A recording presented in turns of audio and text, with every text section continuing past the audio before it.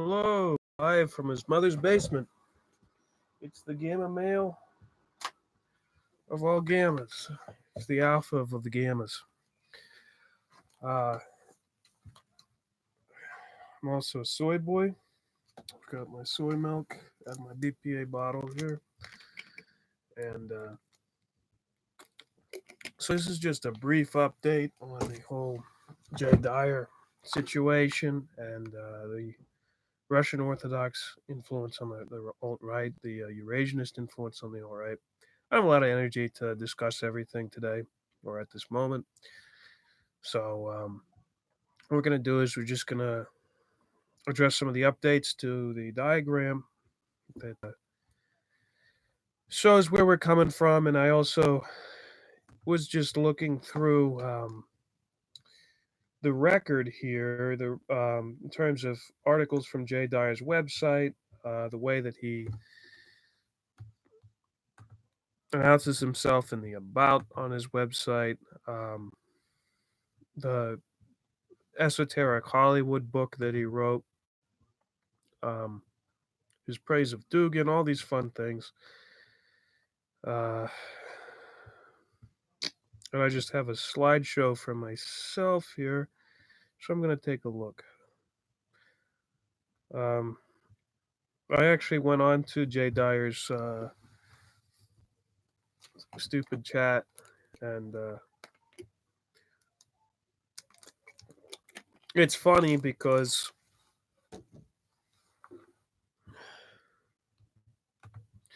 Jay says, expose me, blah, blah, blah.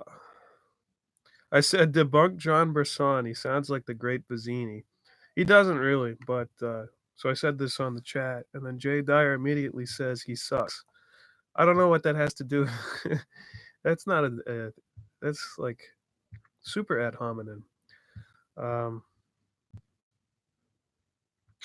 But yeah, I was on his chat as the Holy Order of Mans, and Jay Dyers says, "Oh yeah, this is this guy that believes that Father Seraphim Rose was part of some Rosicrucian conspiracy." It's like I never said that. What I said is that his closest collaborator, who helped him write his books and co-found the St. Herman Monastery in Alaska, um, uh, admitted this Rosicrucian order into the Orthodox Church, and was also a convicted pedophile. And Seraphim Rose's daughter also says that it was his lover. So, that Father Seraphim Rose was Father Herman Abbat Podmanshovsky's lover. So it's just funny. And I say, yeah, they tried to get me to come into the voice chat. Thing is, there's no way to debate. Like, I don't think these people, they either are too stupid to understand, or they're deliberately trying to use traditional sophist tricks to get you to come into argument with them in a way that they have in a field, in a mode of discussion where they have the upper hand. Jay Dyer is very obviously skilled in rhetoric and debate, but that has nothing to do with truth. Um, Logical arguments don't have anything to do with truth if you don't have the proper grammar. Jan Irving used to talk about this all the time before he became a Mormon. And Jay Dyer just simply lacks the grammar because he denies all sorts of things that are rather obvious, like the fact that Solyov and Berdayev were so central to the development of in all the guys in the like Pavel Florensky. All these guys were extremely influential in terms of the Rocor theologians that came out of St. Vladimir's Seminary. I've seen other people bring up that some of Jay's favorite patriarchs were schooled by Rosicrucian.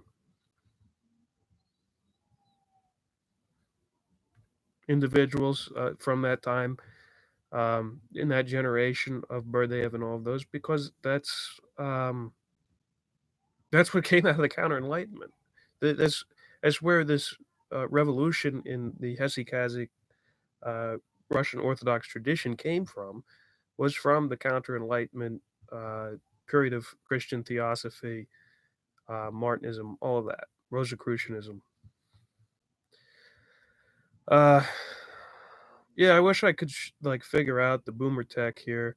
Um, One thing that was interesting is I did find out that Dugan left the Katehon Institute, but the Katehon website and Geopolitical.ru are the same website. They use the same template, and they all have the same like pictures that they use. I imagine that's an attempt to distance Dugan from uh, from the institute after it's been revealed what pies he's got his fingers into. But you look up Jay Dyer on both of these. It's the same articles. It's the same template. It's the same picture of Jay before he started his carnivore diet and started slowly killing himself. Um, the esoteric message of Hollywood, Katehon think tank. So one of Jay's first and biggest esoteric Hollywood for his book promotionals, and I think what really blew up his book was this article written on November 15th, 2016, where it was the Katehon think tank with Jay Dyer um, actually interviewed him on Esoteric Hollywood, Six Cults and Symbols in Film. And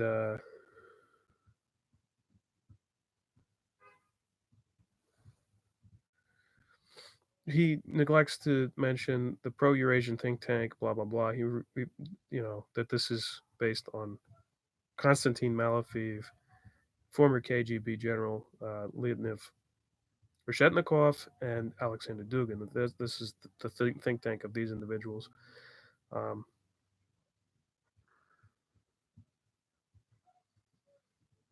but the general idea is that absolutely there was some quid pro quo around this time uh, during the election, after the election, 2016, 2017, where Jay Dyer and the Katehon think tank obviously were promoting each other's work. And the Katehon think tank and all these groups surrounding it, 21st Century Wire, New Eastern Outlook, Soul of the East, they all get their power from up here. It's not like Jay has that much to offer them.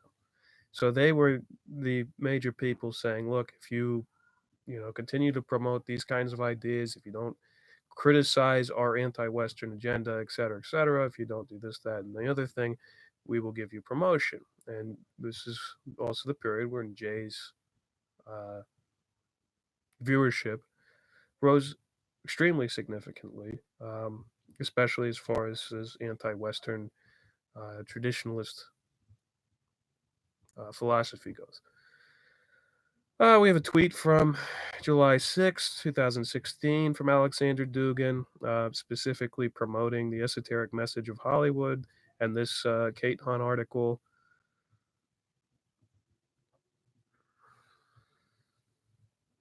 On Twitter, that's at AG Dugan.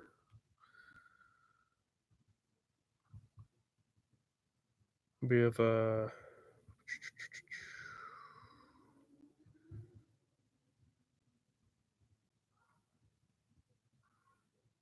June 7th article from 2016 by Jay Dyer. This is just another example, I guess, of this.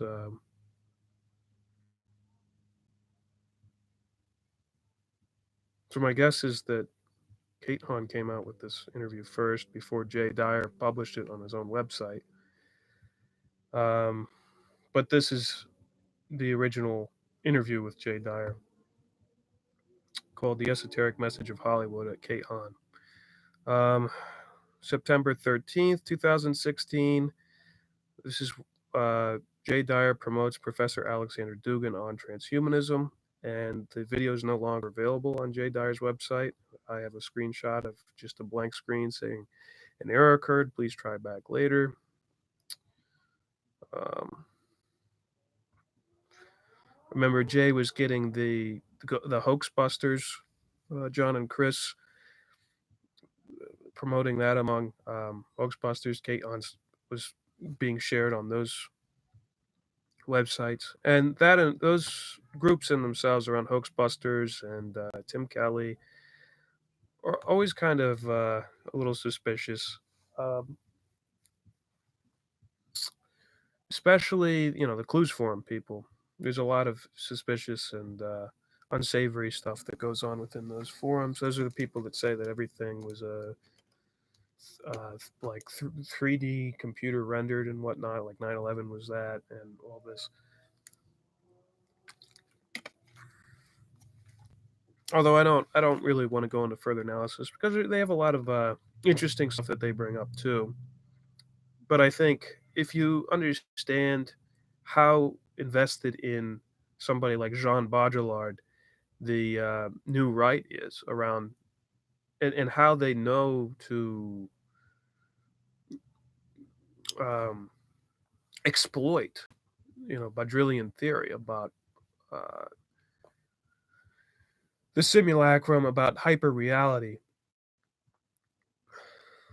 um, you would understand these groups around Alain de Benoit and Alexander Dugin, etc., could be pushing these kinds of ideas as well because they serve to cripple the Western tradition of reason. Uh, but then I have the Katehon web page from 2016 before Dugin left. And on the board is Konstantin Malofeev, Sergei Glaziev, Leonid Shitnikov, the former KBG. Uh-oh, I'm being brain jammed by Dyer trolls. Well, it's the thing is Russian spoon benders, and Russians are very. I wanted to say psychotic, but no. What is it when he's psychic? They're very psychic. So all these Russian Orthodox hesychasts are mind bending me right now, so I can't think. Alexander Makarov, Andrei Kimov, Zurab. I can't read that one. Terrible quality screenshots I have here, but then Alexander Dugin is the last. But we have the good point that here's another thing. April 28th, 2016.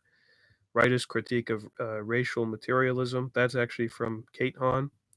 So you have these strongly anti-Semitic, but also working with the right-wing Semitic population, strongly nationalist, racialist, but also anti-Darwinist views, very specific kind of views. And this is a Katehon article that was shared by Dyer on Hoaxbusters. And yeah, just kind of typical. And also shared by Jay. Again, October 21st, 2019. I guess he brought it back up.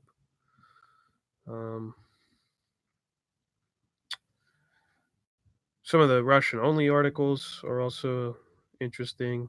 You have this article at Katehon about Seraphim Rose, and it says on Seraphim Rose, a letter to a reader of Rene Guénon. So in 2016, March 25th, and it shows how Rose is talking, very praising Rene Guénon, really. And if you don't know about Rene Guénon, one of the traditionalist writers that we talk about often on this channel, a Sufist, and if you there's a lot of similarities between Sufism and specifically the Russian Orthodox strain and the Hesychast strain. Hesychasm is practiced in Sufism as well as holy fulldom. And I mean to the extreme extents that are practiced in Russian Orthodox. You can say, well, they practiced some form of this back then. But yeah, the extreme levels that are practiced in Russian Orthodoxy are kind of just no. Uh, January 26, 2016, Jay Dyer still promoting Alexander Dugin. His a tweet says, quote in quotes, pure Satanism, Alexander Dugin on postmodernity and Western society. Um, you have this article from Alexander Dugin's own website, which is synonymous with uh, Katehon, uses same templates and same stock images and stuff. Jay Dyer speaks with a Dugin. That's 706 2017. I don't know which date system they're on. But here's a quote from Jay. Professor Alexander Dugin was gracious enough to speak with me. Gracious. Okay. So it's like His Eminence Alexander Dugin to speak with me in depth philosophical discussion that covers a wide range of topics. Now, on other topics, Jay Dyer will say how bad Heidegger is and how influenced by Nazism Heidegger is. But we'll go on and find he's promoting him here. Uh, the origins of modern liberalism in the Enlightenment era, the problems of atomistic individualism, the anti metaphysical stance of Anglo Saxon and Scottish empiricists, how the philosophy was mirrored in Calvinist reformers, and the desacralization of nature in the West. From there, we discuss the quantification of reality. That's a concept of Rene Guénon that resulted from the period's mechanistic view of the cosmos and how this led to the techno fetishism of our day and transhumanism, resulting in the attempt of destroying all collective groupings and ontological categories, including family, gender, etc. Professor Dugan explains the fourth political theory and the importance of Heidegger and the European logos, as well as how evil can have its own inner logic, as we see, in quotes, pure Satanism manifested in the West. Um,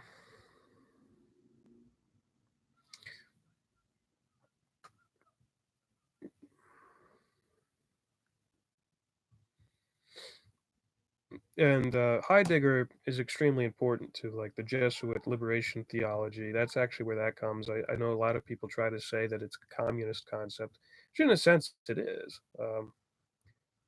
Well, we've discussed how these things all came out of this avant-garde Kantian movement around the Slavophile sociologists, personalist philosophers.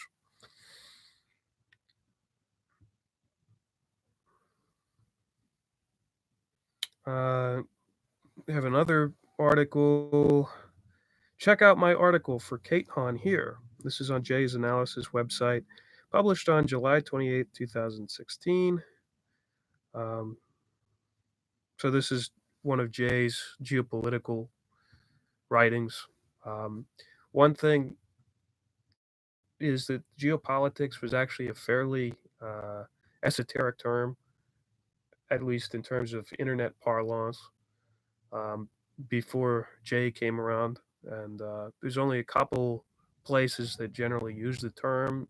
Anybody familiar with Carol Quigley will use it.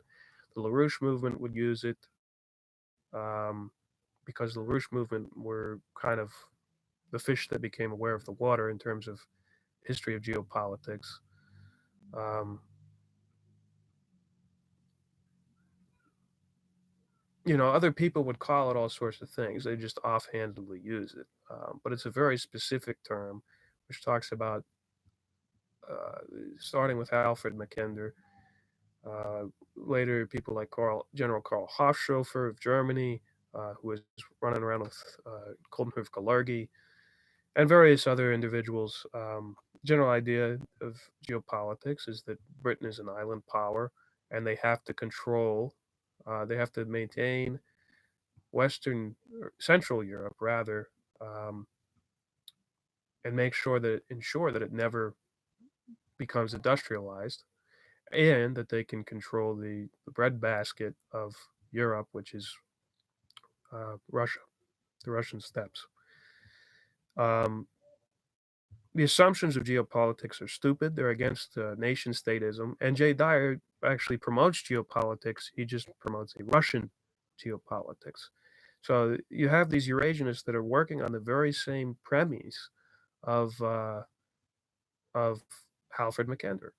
It's the same general concept. Um,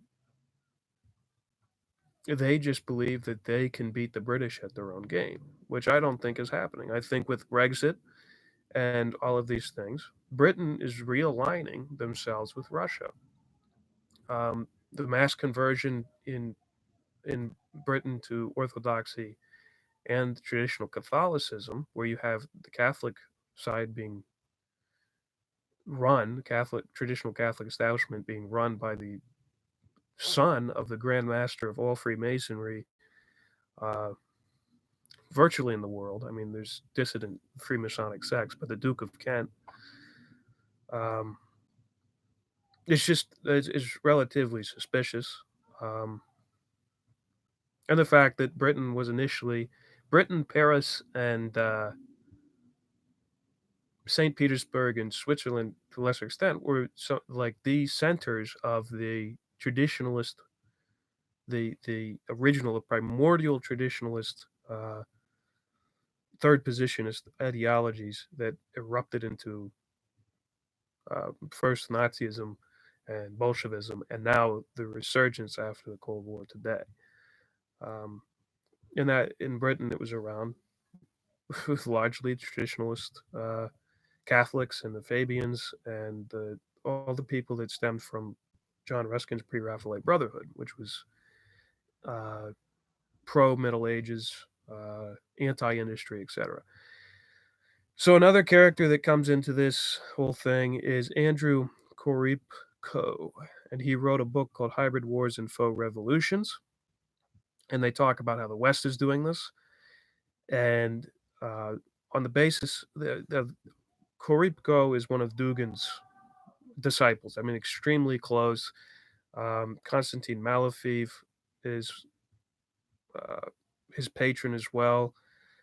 He goes around on 21st Century Wire and all of this. But this is on Jay's website. Jay interviewed this guy. I think Boiler Room did as well. September 9th, 2016. Andrew Koripko of Sputnik, Russia Insider, Oriental Review, and Katehon joins me to discuss hybrid wars, the indirect adaptive approach to the regime change. We cover the Western geopolitical machinations of regime change, color revolutions, and manufactured coups in relation to recent events in Syria and the Ukraine. Beyond that, we discuss the history of the same technology of manipulation in older Balkan crises.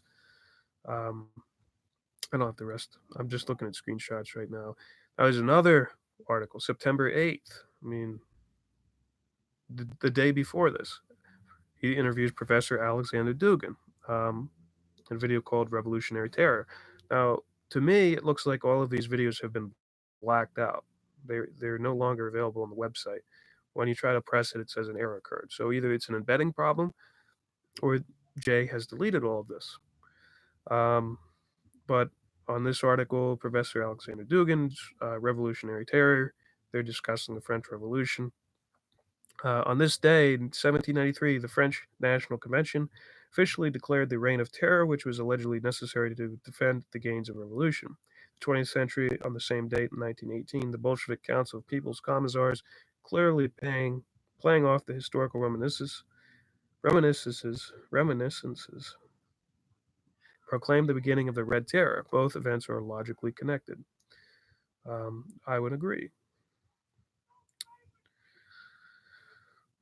On July 27th, here's another Katehon article from Marek Glinka.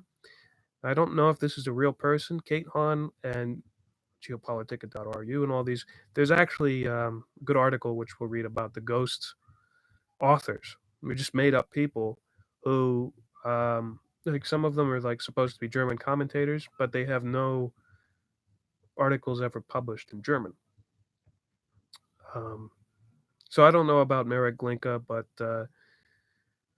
this is an article, Sports and Politics, from July 27, 2016. It's a Katehon article that Jay posted on Jay's analysis. And it talks about international sporting events as a means of soft power and soft power at the Olympics, Sochi Winter Olympics, blah, blah, blah, doping scandal. Just example, Jay consistently promotes this during this period, this Katehon. April 26, 2016, he promotes same Katehon article.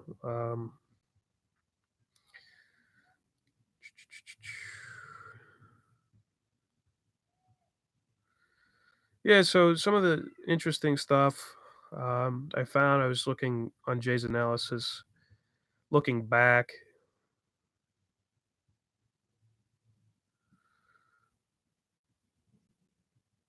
Is Jay interviewed Jim Mars, Colonel Anthony Schaefer, Senator Rand Paul, Philip and Paul Collins of Conspiracy Archive, former MI5 spy master and whistleblower Annie Macon,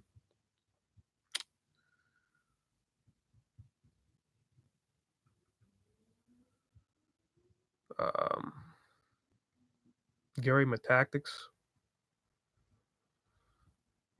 Jordan Maxwell. It's on the Alex Jones show. All of this. I mean, it doesn't mean too much. I'm not gonna beat that with a stick here, but just kind of expositing what I found. Uh,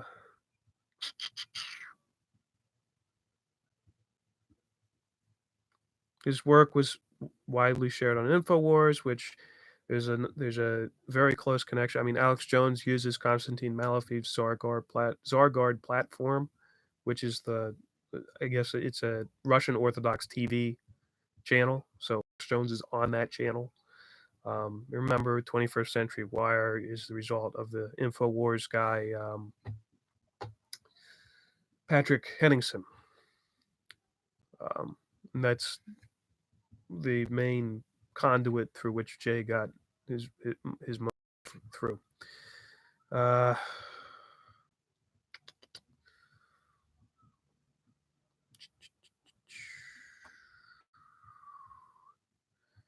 Here's an interesting quote. I think this is a quote about Mark Hackard, who is one of Jay's major influences and one of Jay's major promoters that's hooked into this network. Soul of the East is Mark Hackard's online project to ensure that valuable aspects of Russian political and religious thought are made available to English speakers. While Russia has an extraordinary treasury of statesmen, philosophers, theologians, and others, many of their writings have not been translated. Fyodor Dostoevsky, for example, may be well known enough in Europe and America, but vital analysis of worldview by Russian thinkers is generally not. There are also numerous historical, religious, philosophical texts in Russia that would be great service to readers in the West, including essays and books by such figures as Ivan Ilyin, Konstantin Leontief, who was a guy that supported socialism because the Bolsheviks, because he believed it would crush the humanism of the Romanovs, Lev Tikhomirov, Alexander Solzhenitsyn, Walter Schubert, and Konstantin Pobedonostsev. Soul of the East seeks to highlight important themes in these works so that they may be, in the words of Vladimir Solovyov, a light from the East. Oh, I see what I was trying to do. So that's actually a quote from the About from Soul of the East. Um, like Jay denies the influence of Berdayev and Solovyev on underlying the entire thought of what he's doing. And these two guys were both Christian theosophists. They were both sociologists. I think they both converted to Catholicism. Um, Heavily influential in the theology of John Paul II, et cetera, through personalism, which is originally a modernist doctrine from Schleiermacher, who was the arch modernist himself. Um, And if just like the elevator pitch for that is Russian Orthodoxy is very compatible with this personalist, um, being in the world kind of concept of the dissolval of object subject relation. Uh,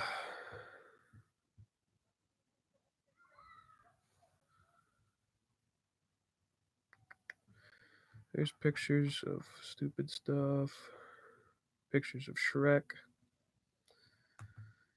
Right. So, um,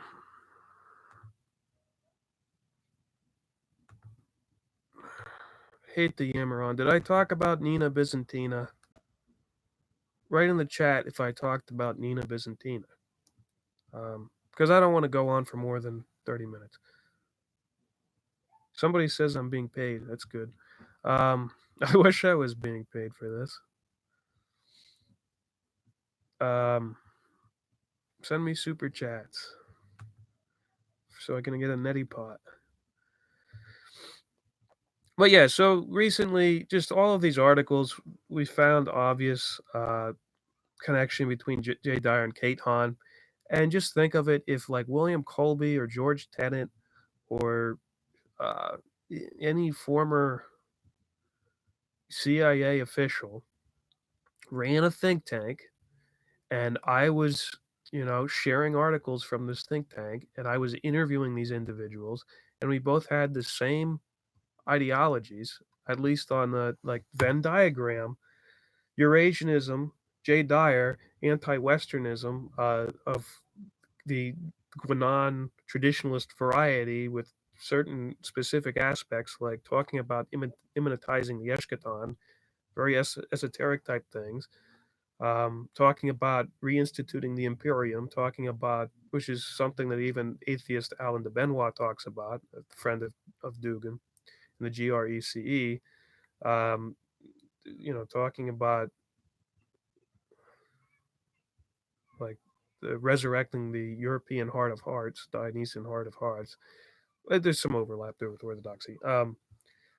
But like the Venn diagram concept here, uh, Jay Dyer would immediately say, "Oh, you're CIA," blah blah blah. But here he's allowed to just reject. Oh no, we know that KGB general, former KGB general Leonid Reshetnikov, uh, you know, admitted that Alexander Dugin was kept uh, at underneath the Russian Institute for Strategic Services, uh, but for simply attacking the West, and that we don't like his Eurasian policies. Jay um, just laughs that off. Oh well, dude, there's no conspiracy. It's just the same ideas, but it's clearly not. There's clearly like a quid pro quo thing going on, because Kate Hahn is sitting there promoting Jay's work, and Jay's sitting there promoting their work, their books, things that they can market, things that they can make money from. Um, yeah, I would advise you to just look at the ever growing connections chart I have. I'm updating it with the Nina Byzantina stuff. So Jay just had a oh well, here's another interesting thing is that this KGB general Leonid Reshetnikov runs something called the Double-Headed Eagle Society, which is a secret monarchist, uh, kind of a secret society for monarchism. Uh, you know, but he's the chairman of the Zargard Corporation too. So you have this guy, uh, he's chairman of the supervisory board. Um, this former KGB general working at the main Russian Orthodox TV channel, and supervising what goes on there, which or Alex Jones is part of.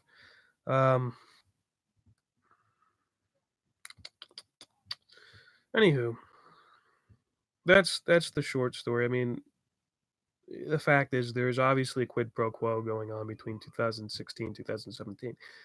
Um, I've heard Jay say, "Well, I'm not an agent of them. I just agree with." See, he actually said this on Hoaxbusters when he was talking about Alexander Dugin, and he said, "Well, I agree with um, it's not a conspiracy if I can go on and talk with Sean Stoner, blah blah blah.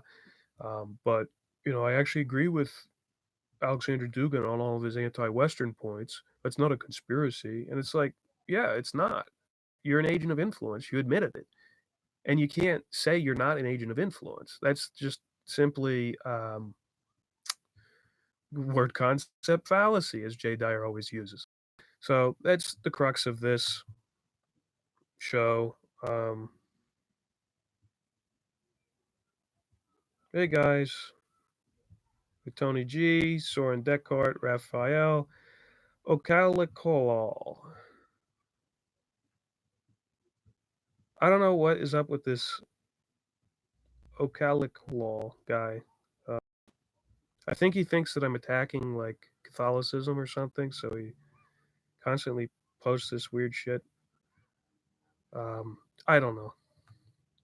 I really don't care. So thanks to John Brisson, uh, I was already watching this when he sent me a tweet referring to it. But this video called "You Should Watch Out for This Kind of Person," and this is Jay's attack on trolls. Trolls. And the trolls are the kind of person that you should watch out for. And basically, one of the undertones to this, to that Jay Dyer, um, one of the underlying theses of his video is that all these trolls have like narcissistic personality problems, and that they're out to all the well-adjusted people in the world are being targeted by these trolls. And it's a way just to kind of psychologize for the fact that that Jay Dyer has legitimate issues, like legitimate issues that can be criticized. And it's funny because Jay is oftentimes criticized for being narcissistic, extremely prideful, for running a cult out of his Discord channel. So I thought it was interesting. But this woman that he's talking to is Richard Spencer's ex-wife, and they recently split up. Um, but here I'm going to read what I sent John Brisson. John says Spencer's ex-wife. I say, wow, is this Jay's way of going around the issues and attacking people like us? Spencer and Andy Nowicki apparently this is all me, founded the alt-right. Andy, in my opinion, is a harmless guy who got pushed out by Dyer and the people at 21st Century Wire, and I mean pushed out from the alt-right. My opinion is that Andy was not anti-Western enough and was peeling up old pro-Western movements like 9/11 Truth, etc. So I think that like 9/11 Truth and Occupy Wall Street and all these things, they were positive. It was asking, what can we build in America? What can we do as Americans to save our country? Around 2008 or after 2008, and I was involved in this around with a movement associated with Webster Tarpley and these other weird individuals like Daniela Walls. Um, I don't want to go into that whole thing. I have an entire dossier on that person, but I was surrounded by people within the alternative Russian media, Russia Today, Soul of the East. The guy that I actually liked a lot. He's a good writer. One by the name Machiavelt. Um, just all sorts of people in the Russia Today sphere, and this activist post, etc. It seemed like the truth movement became more and more associated with Russian political agenda and opposing the war in Syria, etc., and got more and more away from focus on pro-American issues. And I don't believe that America First is good. I think that being anti-imperialistic, etc., is right, but it's a matter of emphasis. you know, and the idea that this country is so far gone, people, jumped off the ship of trying to improve things and jumped into the arms of Russian propaganda in order to do so. Um, so I make that point and then quote this from an article. So this is the Nina Byzantina we're talking about. Nina Kupriyanova, under a pen name Nina Byzantina, referred to herself as the Kremlin troll leader and regularly aligned to Kremlin talking points with ties to Alexander Dugin, a far-right ultra-nationalist Russian leader in the Eurasianism movement and writer of Foundations of Geopolitics. The webzine founded by Spencer in 2010, called Alternative Right, accepted direct contributor pieces from Dugin. Um, Kupriyanova, Nina Byzantina, as translated books written by Washington Summit publishers. All right. So Jay Dyer just goes, so he gets done. It's against me. Um, yeah. John Brisson says, no need to make America better. Go to Russia, they say. But where was I? As soon as we start these criticisms, Jay brings this woman on. Typical cultish behaviors that you just like push things to the point. You push it to that edge, and you tell your followers like, you must believe that I'm not KGB, because if I was KGB, I wouldn't be this obvious about it.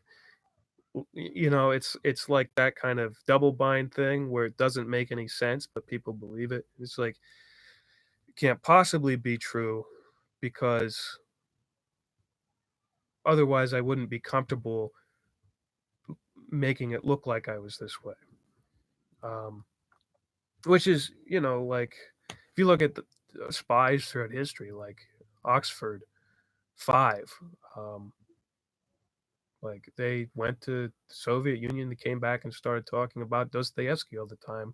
It's obvious that they had been like uh, imbibed in Russian thought, Russian messianic idea, and all of this, but they were relying more on different individuals providing them protection. People don't need to. You only need to have this plausible deniability aspect in the modern world. So you don't have to be careful about being an influence, because nobody's looking for it anyway. I think that's one thing that might have dissolved the really obvious quid pro quo sharing of each other's stuff, is that this has blown up. This whole Dugan issue has blown up. And it's not just CNN talking points. CNN largely misses the issue. They don't understand it. They're trying to connect it to Trump. They're not trying to connect it to both the left and the right.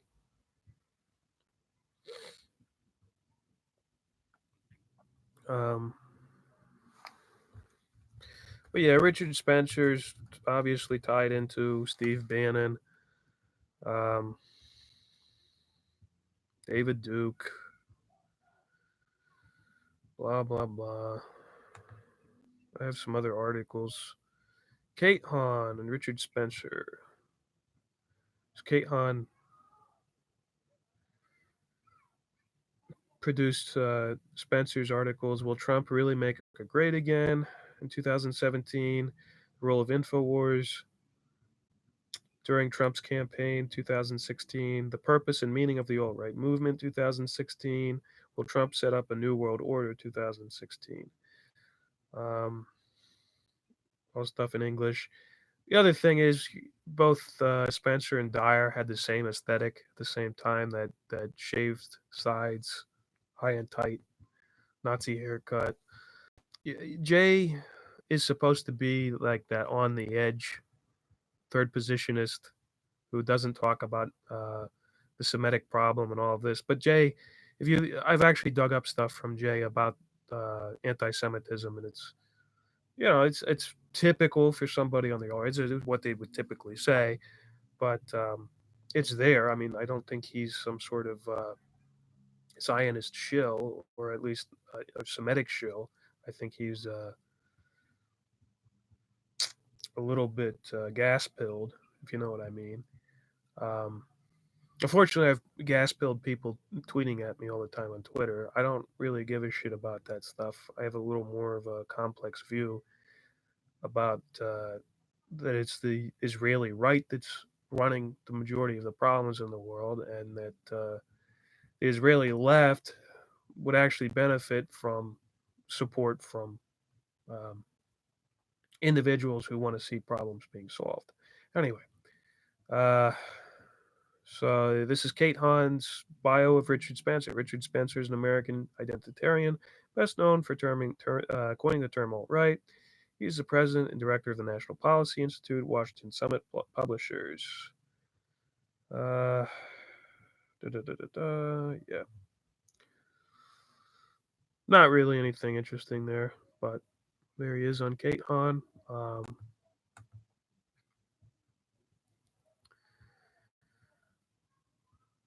What the fuck? Okay, here's an article from the Observer. It's an opinion article by John R. Schindler, 8/14/17. Richard Spencer and his kook right ilk are agents of influence, Russian agents of influence. Um, it talks about Charlottesville, blah, blah, blah. But I'll just read this because it's a short article. The weekend's bloody chaos in Charlottesville, where a far right protest evolved into rioting and murder, has shaken the country and shocked the world. Bucolic College Town was transformed into a charnel house when a right wing young man barreled his car through a crowd of counter protesters, killing one and injuring 19. 119. 119. What does that remind me of? I don't know. I don't know what that number reminds me of. The accused killers, James Alex Fields, age 20. Fields, Paddock. What's the difference? Semiotically. Age 20 was quickly taken into custody, and he turns out to possess all the expected traits. A young man with an unstable home life, and blah, blah, blah.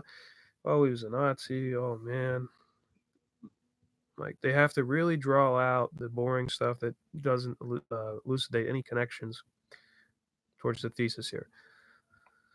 The Nazi-fied far right, there, boy, has joined the highly select pantheon of people whom President Trump won't denounce no matter how badly they misbehave, whose only other member is Vladimir Putin. That's absolutely stupid. Comment to make. Our extreme right, with very few exceptions, are super fans of the Russian president, in whom they see a strong traditional leader who runs the world's only white nuclear armed great power. Their websites brim with adulation for Putin as a demigod who resists the Western social justice agenda with more than words. But this depiction of Putin may entirely be true matters not a whit to his ardent alt-right fans. Although our country Although our country has had always had white supremacists, Russia has given them a renewed focus and energy as well as a ready-made worldview. What the fuck? The case of Richard Spencer, who is in Charlottesville as the de facto leader of the far right in our country, young and photogenic with his famously fashy haircut.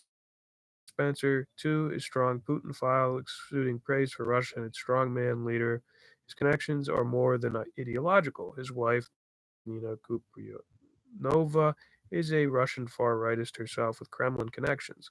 As Nina Byzantina on Twitter, she's full who reliably follows the Putin line on virtually any issue, foreign and domestic, while Kupryonova has also served as the English translator for Alexander Dugin, a quixotic political theorist and self-proclaimed geostrategist who functions as Moscow's ambassador at large to the Western extreme right. Although Dugin possesses little actual influence in the Kremlin, which is actually untrue, he is highly.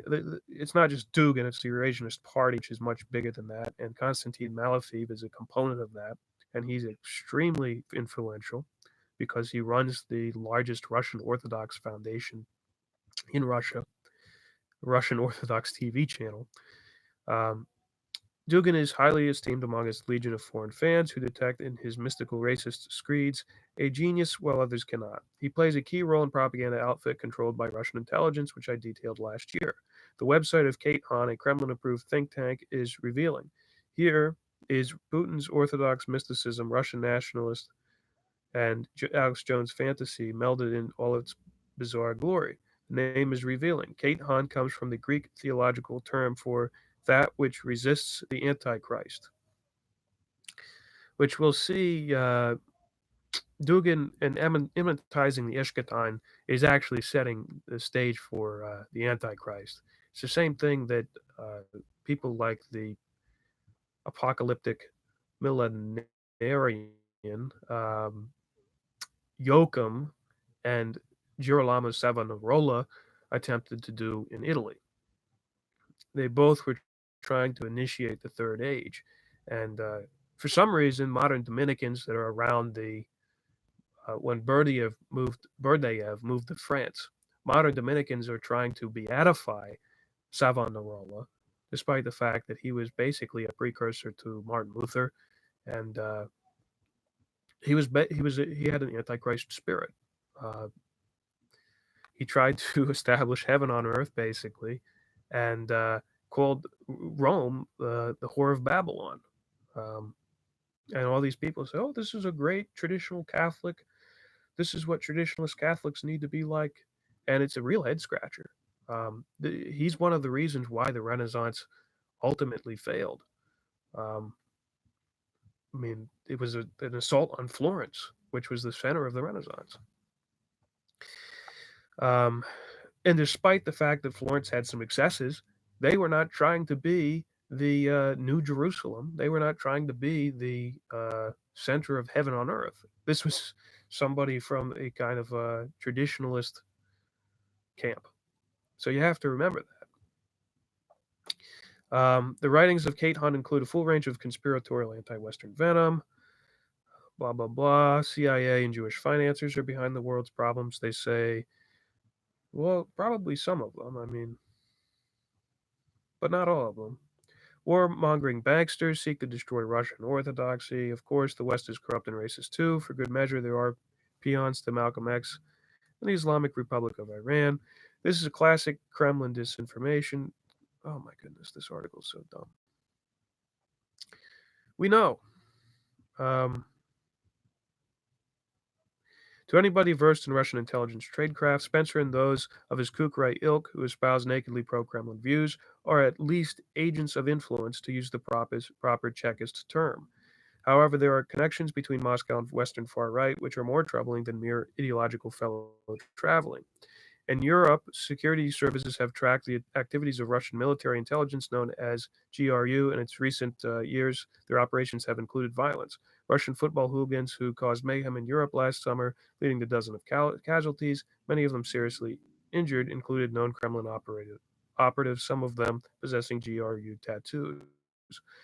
Most ominously, GRU has been training and arming neo Nazis in Europe with sometimes lethal consequences. Last October, a Hungarian policeman was shot dead by Istav uh, Giorgos. Istvan Giorgos, a far right radical who had been running paramilitary training camps for neo Nazis from Hungary and Germany. Giorgos had met frequently with GRU representatives, and these war games were clandestinely supported by Moscow. Hungarian security officials quickly deduced, with Kremlin officials even taking part in training. This problem is hardly confined to Hungary. German counterintelligence has noted strange connections between GRU operatives and the neo Nazis in their country, using martial arts clubs as cover for recruiting Moscow friendly radicals. Things have moved even farther along in Sweden, where a failed bombing of a refugee center in January turned out to be the work of two Swedish neo Nazis who had received military training in Russia from GRU instructors. Um, all this terrorism is going back to the Gladio program, um, which you have to understand the people that ran that around the Club of Rome have the same intent. The third positionists have the same intent to destroy the West, to destroy American influence, to destroy industrialism. And so they make their political alliances accordingly. And they have an entire giant dossier on red-brown alliances from some group within the Green movement, but who will not admit that there's a red-brown-green alliance. But specifically in that context, a very useful dossier and all the connections. And it deals very much with this. Um, some of the most prominent people around the Italian black nobility, like Mara D'Urso and Agnelli from Fiat, have married into, so they're part of the um, black nobility that supports Club of Rome and neo-Nazi movements close to the Gladio program and the P2 Lodge, Ambrose Bank, all of this stuff which funded, um, was involved in the funding of Iran Contra as well as the stay behind networks in Europe. Um, the Fiat guy, he was very close to the House of Savoy, like I said, black nobility. Um, House of Savoy, if you look into somebody like Black Prince Julius, I believe his name was. This is the Black Prince of Savoy, whatever his name is. Tried to stage a coup in 1973, a full-on military coup that was funded by the Ambrose Bank. I mean, this is not something that's ancient history.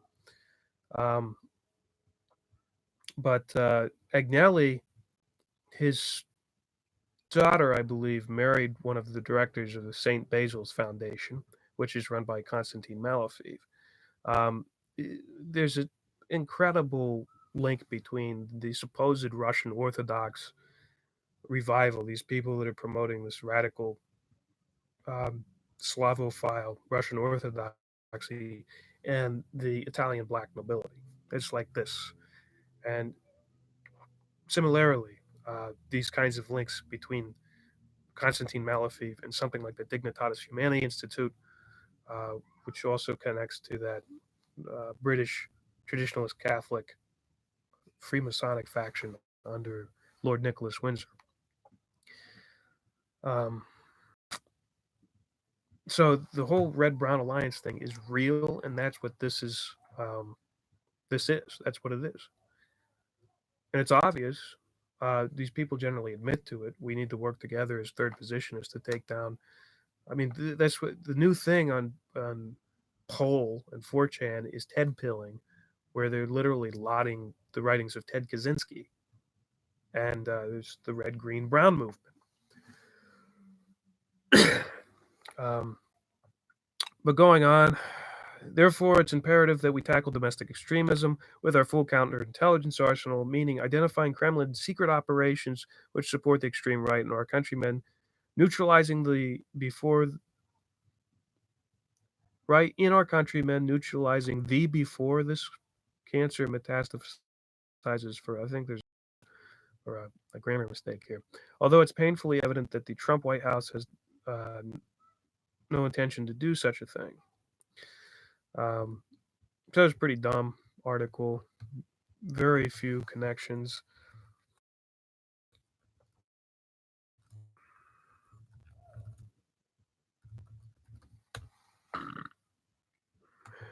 Article I have here. So the Carnegie actually published some very good stuff on this. We might read the first article here, and then we'll do successive videos of the rest. We are kind of already exposed the whole Jay Dyer thing. I mean, you have the English translator of Alexander Dugin, the major English translator of Alexander Dugin, now being interviewed by Jay Dyer after all this comes out, and specifically doing this to attack his critics.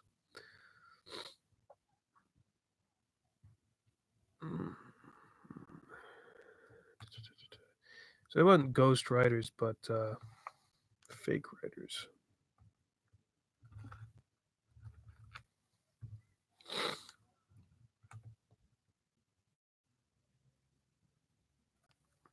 Super fakes made in the US. I don't know. Maybe it was New Eastern Outlook. I really just want to get onto this Carnegie Council article and we can go on. The journalists who only exist on paper. So this is the EU versus disinfo.eu. It's kind of stupid. I mean, it's probably a better version of a Snopes, but they do address a lot of this garbage that's going on.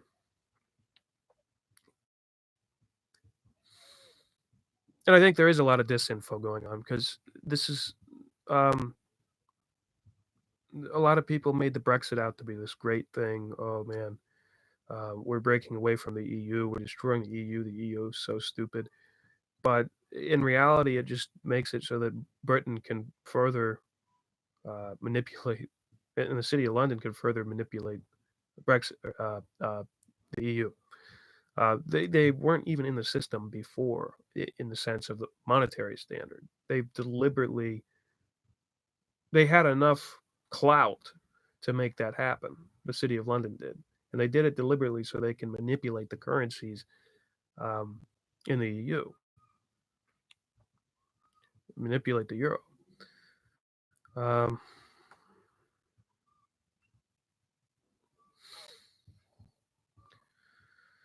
I don't know if I want to read this one because it doesn't directly link to Katehon or anything. Like, why even deal with it? I want to talk more about Konstantin Malofeev. So we'll read this one article and then, well, South Front, I guess, is connected to this as well. Strategic Culture Foundation.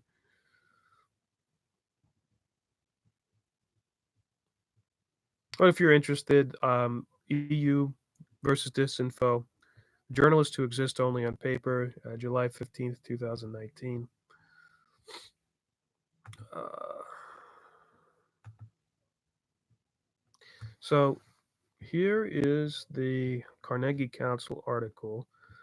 I think it's the first in the series. Let's see, this paper is the first of the series by Marlene Laurel, senior fellow at the Carnegie Council from George Washington University, January 8th, 2018. Russian soft power in France assessing Moscow's cultural and business paradiplomacy. The French-Russian relationship is based on long-standing cultural exchanges. In the 19th century, France was already one of the preferred destinations for Russian political exiles, and subsequently received several of the major waves of Russian immigration in the interwar period. Under the presidency of de Gaulle, it positioned itself as a European power relatively favorable to the Soviet Union. France's strong communist tradition also encouraged a certain ideological proximity, and Russia was widely taught at secondary school level until the collapse of the USSR. The bilateral relationship is more complex today, characterized by close knit economic and cultural interrelationships, but also political difficulties over the main international issues, the most important of which are Ukraine, Syria. Since the support shown by Russia to the European extreme right, and the now waning moon between Front National, National Front, and some Kremlin circles, debate in France of the Russian presence and the Russian networks of influence has escalated, sometimes reaching extreme forms of paranoia, founded on gross exaggeration, groundless supposition, and the reproduction of American arguments concerning the rumored Russian hand in electing Donald Trump.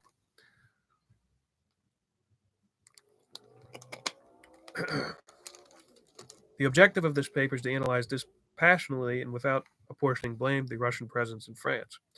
All the major powers exert many forms of soft power in countries they consider to be critically international, of which France is quite naturally one.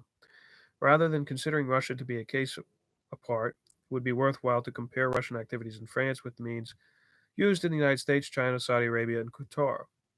Russia's soft power may take several forms, and this paper concentrates on one: cultural soft power. It does not consider activities organized officially by the Russian state or by the Russian embassy in France, though these have considerable importance. For instance, Russia was a guest of honor at the Salon de Livre book fair in 2010 and will be again in 2018, and the Dialogue du Trianon was launched last year by Presidents Macron and Putin to foster exchanges between French and Russian civil society. Said the paper maps the makeup of Russian soft power in France by looking at networks that are not directly state produced, diaspora organizations, those linked to business, the major Orthodox foundations, the Russian Orthodox Church, and the think tanks and media realms. Diaspora organizations, influential but complex intermediaries. That's the heading. Unlike the immigration of other diaspora, Russian immigration to France was not a single unified movement. Instead, it was fragmented for both historical and political reasons, which had the effect of creating several waves of immigration. The first came in the wake of the October Revolution and ensuing war. Between 1.5 and 2 million Russians were forced into exile, and about one quarter of them emigrated to France, mostly to three areas: the Paris region, the south of France, and the large industrial mining areas in the north and east. Second wave of immigration lasted 1950 to 1990, peaking between 1960 and 1980, during which time over 1 million Soviet citizens left the USSR. The circumstances varied. They might have been political dissidents, members of ethnic minorities, authorized to emigrate, Jews and Germans, for instance, Soviet citizens who refused to return after a spell abroad or who crossed the frontier illegally, etc. The third post-Soviet wave occurred in the 1990s, dissidents opposed to the Putin regime and Chechens fleeing violence left for political reasons, while the middle classes and oligarchs preparing for exile became economic immigrants. In 2010, France had around 50,000 Russian-born people on its territory. The immigrant community is strongly divided by conflicting memories and loyalties. Both internal, personal, and institutional rivalries run high and rekindled by the actions of the Russian authorities towards their compatriots. Sut Techestveniki. Starting in the 1990s and more systematically during the first decade of the 21st century, Russia began building a number of bridges to the Russian diaspora worldwide in the hope of reintegrating them symbolically into the mother country.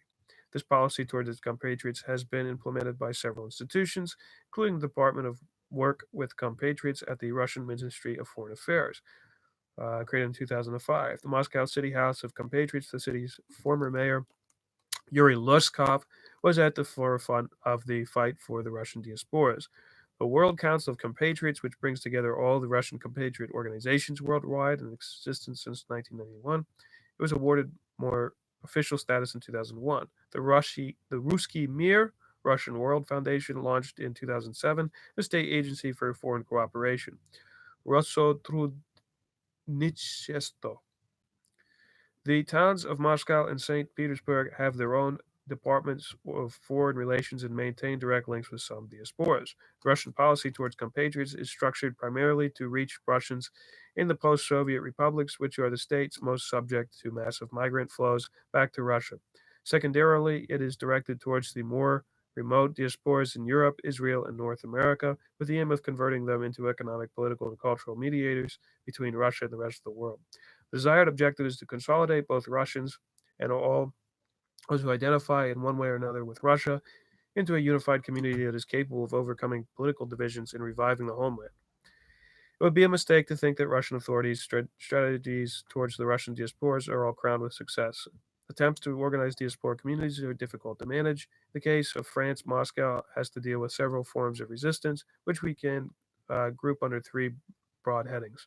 Firstly, Moscow cannot co opt ethnic minorities.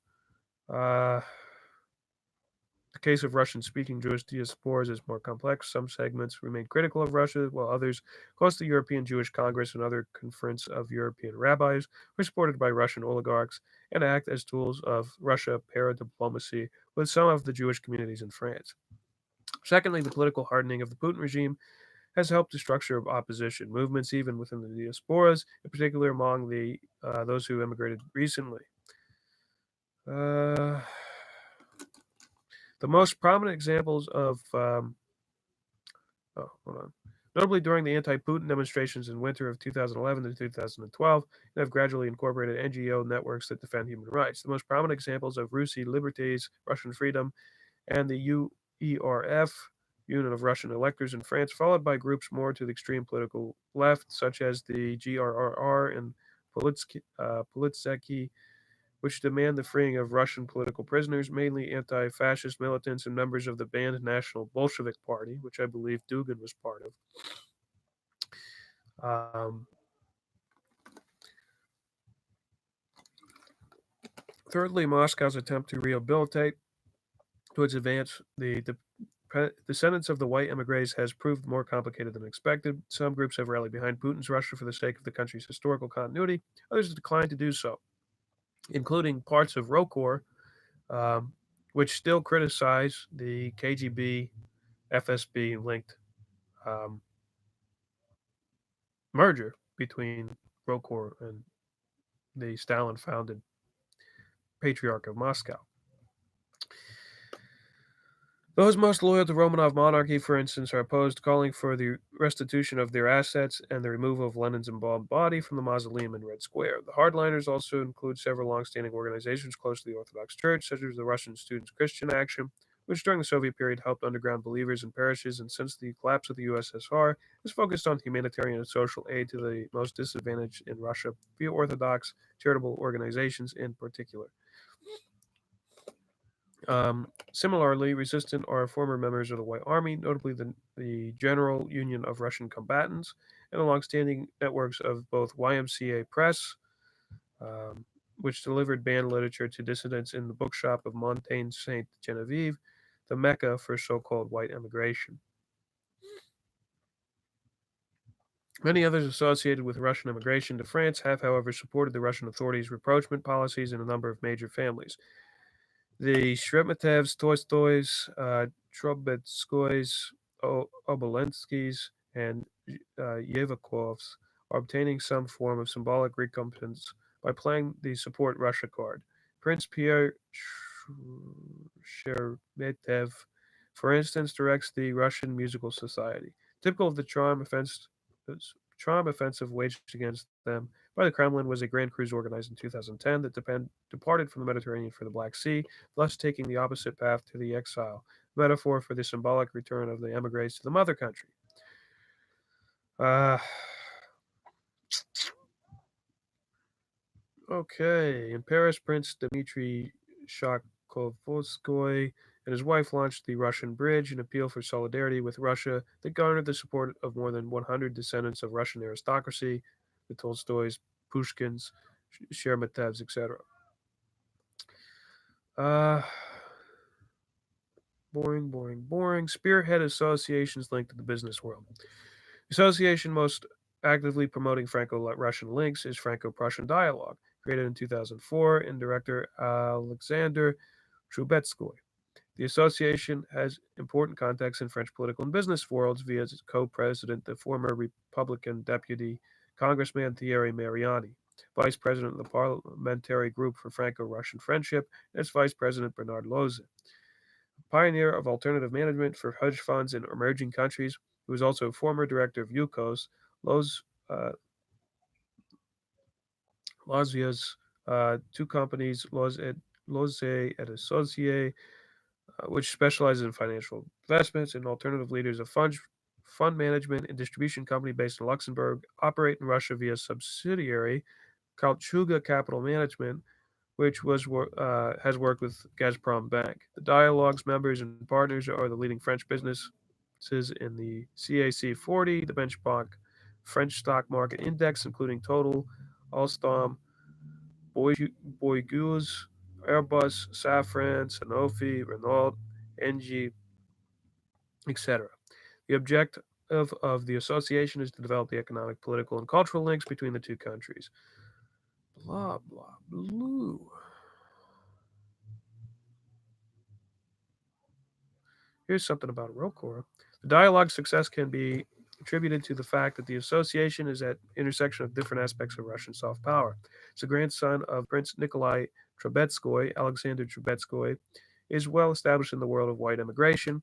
He also has his own support network. He is, for instance, an active member of the movement for the local Orthodox Russian tradition in Western Europe, which advocates reconciliation between churches subject to the jurisdiction of the Patriarchate of Moscow, churches subject to Constantinople, and the Russian Orthodox Church outside Russia.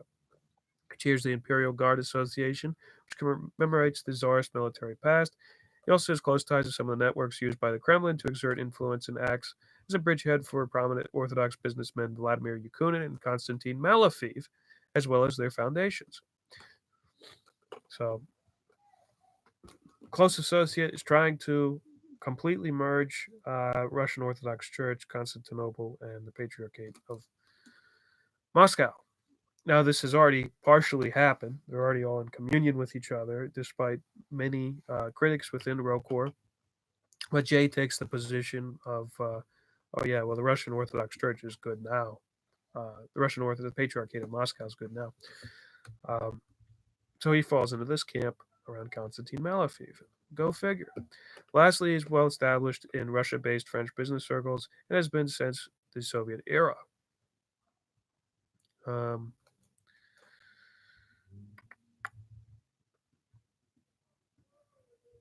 da, da, da, da, da.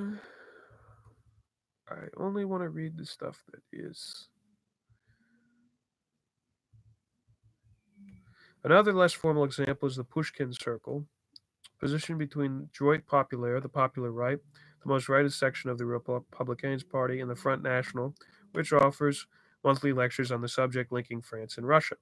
It is sponsored by Thierry Mariani, Henry de Gossover, director of the public entities at Viola, a French transnational company with activities in water and waste management service, Xavier Moreau, a consultant in strategy close to Front National, and Alexander Stefanesco Lasta, who manages a human resources agency in Moscow and blogs regularly on Eurasian, pro Asian, and anti Islamic topics.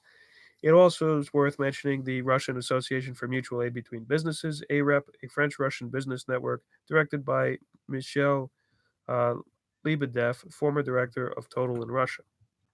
The Yakunin and Malofeev networks in France. Orthodox charity foundations run by businessmen and oligarchs close to Kremlin, such as Vladimir Yakunin and Konstantin Malofeev, constitute another central element of Russian presence in France. Water sucks. They have their own agenda, but share many joint partners of influence with the other actors of Russian soft power. Of the two men, Vladimir Yakunin was undoubtedly closer to Putin, although Malafeev shares a spiritual advisor, I believe, with Putin. Two men have known each other since early 1990s when both members were International Center of Business Cooperation, a KGB-controlled organization based in St. Petersburg that was in charge of exports to the West. Along with Putin's two banker friends, Yuri Kovalchuk and Gennady Timchenko, they invested in the famous Ozero cooperative. Yakunin was a member of the management board of Transcredit Bank, controlled by the Kovalchuk brothers, which financed the business activities of the Baltic ports, thus enabling Yakunin to invest in the road and rail transport sectors. In 2000, when Putin came to power, Yakunin was appointed deputy transport minister, and in 2003 became the head of the National Rail Company. RZHD, that's the name of the company. One of the most powerful companies in Russia behind the major mining, oil, and gas corporations. His career took an unexpected turn in August 2015 when he was dismissed from his post as head of RZHD. Orthodox Chekist, a phrase that references both his past at the KGB and his Orthodox beliefs. He positioned himself as an advocate for political orthodoxy very early, with the launch in 2002 of the Dialogue of Civilizations, an annual forum in Rhodes. Rhodes.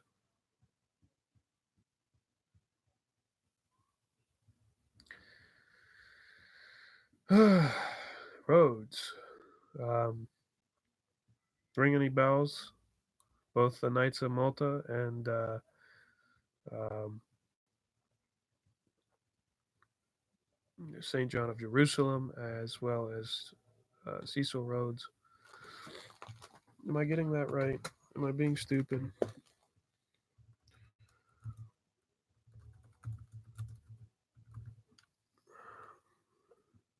I may be being stupid.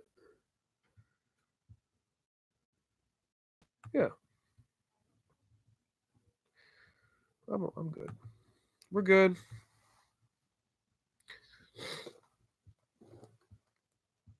What's up, Andrew? Snopes. Oh, okay. Just some stuff going on. Attended by many religious leaders. This is the dialogue of civilizations. I have to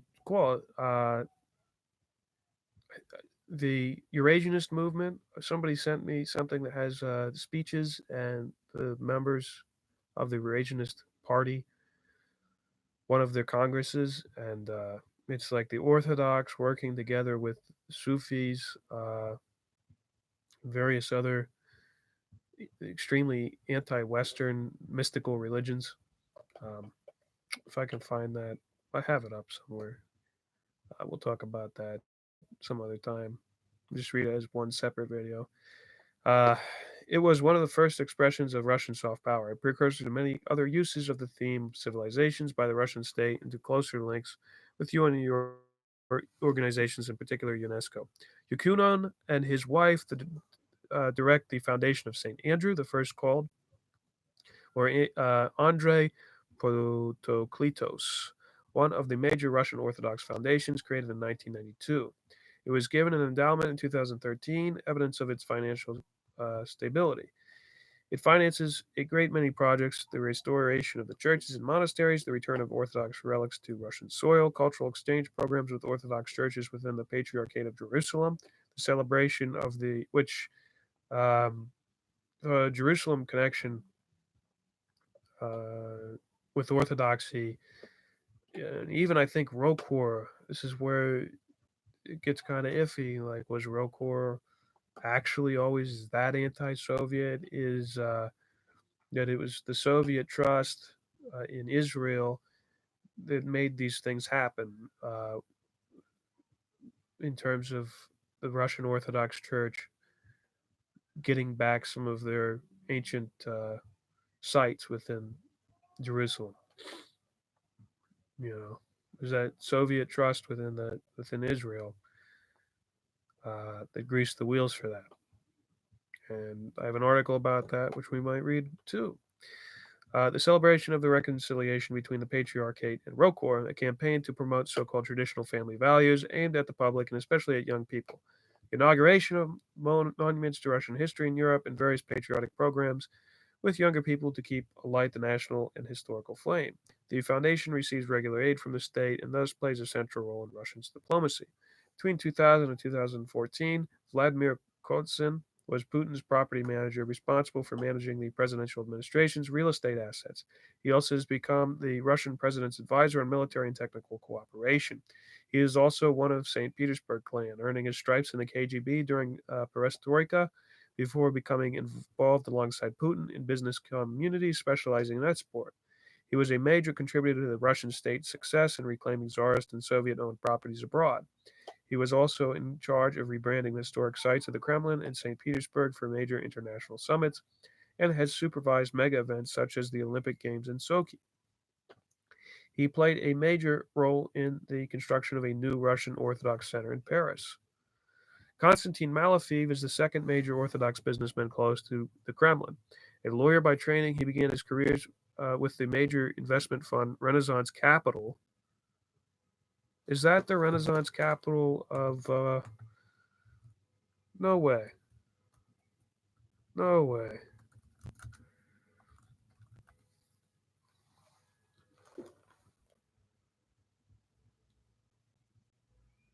I don't think it is. I think that's Renaissance Technologies. That was Robert Mercer's group. It doesn't mean it's not some sort of evil corporation. I just don't know the background to it.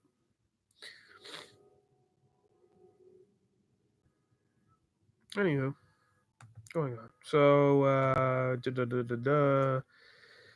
before founding Marshall Capital Partners, an investment fund specializing in the telecommunications sector in 2005, Malofeev is close to Igor Shchogolev, the Minister of Communications between 2008 and 2012. He is even the godfather to Shchogolev's two children. Shchogolev's was a correspondent for the TASS news agency in Paris between 1993 and 1977. When he returned to Russia, his career blossomed. He became, in quick succession, press officer for the Kremlin, press secretary for Prime Minister Yevgeny Primakov, director of the press center for the presidential administration, and finally, between 2001 and 2008, director of protocol for the presidential administration. With Shoyo Golov, support, Malofeev's fund was able to profit from the restructuring of the Russian telecommunications market and acquired a 10% stake in a state owned enterprise, Rosselcom. In 2014, Malofeev also became a minority shareholder in Sistema, a major holding company controlled by oligarch Vladimir Yevtushenko. Together, Malofeev and Shoigolev have lobbied for a clean internet that would combat more effectively the dissemination of both pornography and violence over the web, a topic dear to the church's heart and very fashionable since Kremlin's moral turn in 2012. Um, this is like the Southern strategy in the United States. I mean, this isn't a bad thing, but they're using uh, kind of these single issue politics to distract the fact that the Russia's doing all these bad things. Um, it's exactly what happens in the West. Um, what was I going to say? It was the people who say, "Oh yeah, these people have no sway over Putin." I mean, it's obvious, and the fact that they run hip to hip with Dugin and Dugin's ideas shows that Dugin does have significant influence. Like I said, Dugin's on the Zarkard platform, which is the TV channel, Orthodox TV channel that Malofeev runs. TV platform, I guess. Malofeev has significant official support from the Kremlin. He is close to Sergei Ivanov, a former head of the presidential administration, dismissed in 2016, whose son worked for Gazprom Bank and represented Marshall Capital during the acquisition of Rosselcom shares.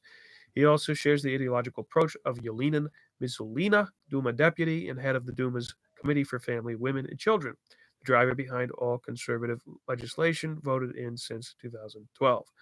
But is his personal relationship with Father Tikhon, frontrunner in the politicization of orthodoxy and well known as supposed Putin's confessor, which seems to guarantee Malofeev the benevolent protection of the head of state. Since the beginning of the 1990s, Malofeev has positioned himself as a fervent supporter of the church. He claims to be a convinced monarchist and was a close ally of the reactionary and anti Semite Metropolitan Yoan Schneitchev. With funds raised by Marshall Capital, Malafeev created the St. Basil the Great Foundation, which today manages the annual budget of U.S. 40 million and oversees 30 programs ranging from church renovation of anti-abortion campaigns and from support for former prisoners to aid for single mothers. Both Igor Shyogolev and the well-known film director Nikita Mikhailov sit on the foundation's committee. Malafeev appears to have played a key role in the 2014 Ukrainian crisis by financing pro-Russian forces in Crimea and secessionist insurgents from Donbass. And when he visited Ukraine, he was protected by all these former KGB security forces. If we look more closely at these two foundations, the very international character of the management committees is evident, a clear indication of their role as a bridge to European countries, especially France. Apart from Vladimir Yakunin and his wife Natalia, the management committee of the Foundation of St. Andrew the First called has just one other Russian citizen, Mikhail Yakushev, who held a high post in the Ministry of Communication between 2004 and 2006, specializes in internet governance. Uh, Among them is Archbishop Michael Doskov, a white Russian born in Paris who held the post of Archbishop of Geneva, Switzerland like, and Western Europe until 2017. During his time as Archbishop, he served as communication channel between Patriarchate and Orthodox parishes and have refused canonical reintegration. Another member of the committee is Renee Frischknecht, is the vice president of the Dresdner Bank, which is domiciled for tax purposes in Switzerland. The SS banks during the Third Reich. And one of these critical players in this third positionist program in Switzerland is Dennis de Rogemont, who was part of the Spirit magazine circles of when Berdyaev was in Paris.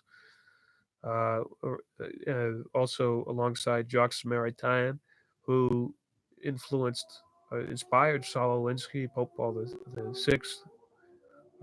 Personalism inspired Vatican II. All of these things. Uh, During his time as Archbishop, he served as communication channel between the Patriarchate and the Orthodox parishes that have refused canonical integration. Another member of the committee, Rene Frischknecht, is vice president of the Dresdner Bank, which is domiciled for tax purposes in Switzerland, which was the SS Bank during the Third Reich. Okay.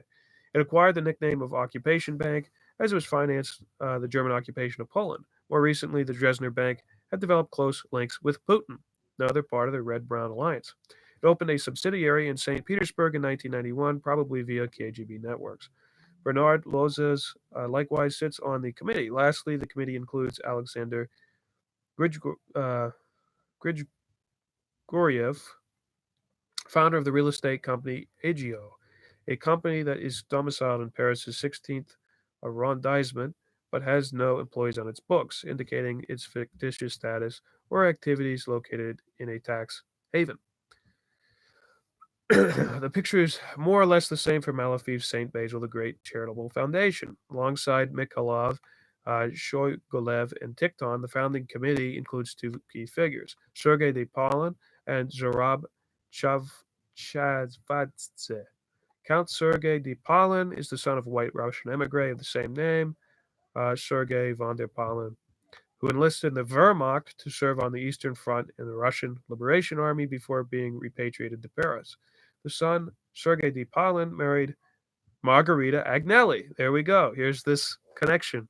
The daughter of Gianni Agnelli, the founder of Fiat. And like I said, Gianni Agnelli, very close to the House of Savoy and the traditional Catholic establishment around George Ganswein, SSPX, Gloria Turnotaxis, these individuals. Until 2004, he held an important position at Fiat as vice president of the group's international operations, particularly in the former Soviet Union, then set out on his own, creating Edifin Services, a financial company based in Geneva that specializes in internet banking.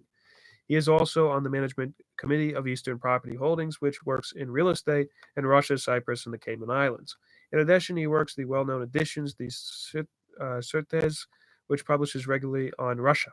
It is one of the founders of the movement for the local Orthodox Russian tradition in Western Europe and co-directs the Union of Descendants of Russian Combatants at Gallipoli.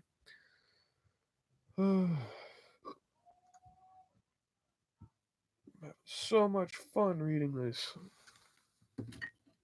It's starting to get dark. An association of descendants of the White Army, which collaborated with Nazi Germany during the war. Now, this kind of makes a lot of things black and white. If you look at like the Otto Strasser and those people, I mean, after the war, Strasser was the Soviet Union was trying to recruit all of these Nazis, former Nazis like Strasser, to help fight against the West, like the SA type Nazis.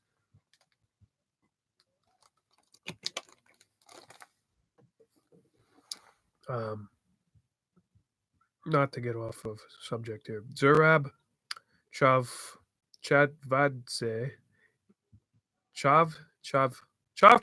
Chavchavadze is a vice president of Marshall Capital, vice director of the St. Basil Foundation, and director of the secondary school of the same name financed by the foundation. 2014 interview to the monarchist portal Russian National Line, he stressed his personal links with the main protagonists in the Donbass uprising. His father was born to Paris to an aristocratic family from Georgia that he fought alongside the White Army but decided to return to the Soviet Union in 1948. He was deported to a camp in Chadchavdze, and his mother were exiled to Kazakhstan. After being rehabilitated at the end of the 1950s, the family settled in Georgia. 1990s, Zurab Chadchavdze became one of the main organizers of the Russian Aristocratic Council, later leaving to found the Supreme Monarchic Council. His social life revolves entirely around the aristocratic immigrant communities. His daughter has married the son of Prince Shakhovskoy, who started the petition of the members of the white aristocracy who supported Russia. He has known Tikhon since the beginning of the 1990s, and due to his role in monarchist circles, has become a key part of Malofeev's strategy regarding emigre communities in Europe. So these monarchist circles are pushing the Habsburg European Swiss fascism, European of regions idea, which has been a plan. Um, so, it's been there since the Kalergi plan, which is the idea of a Europe of regions. The destruction of the United States, which they have to do by um, reorganizing our constitution or something.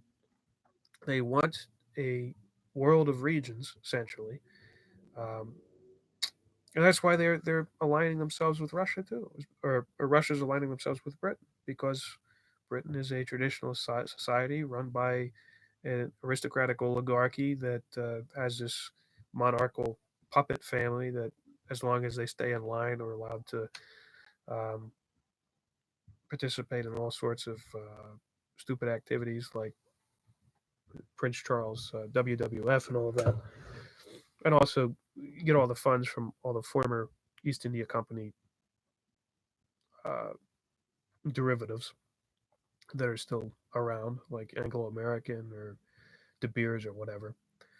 But that's I mean, they're aligning themselves with the Anglo American establishment, and but and they're focusing more on the American aspect of that, um, which is the trick. I mean, Alexander Dugin acknowledges the LaRouche movement, and it seems like they've taken um, the LaRouche movement and turned it on its head towards targeting America instead of the traditionalist,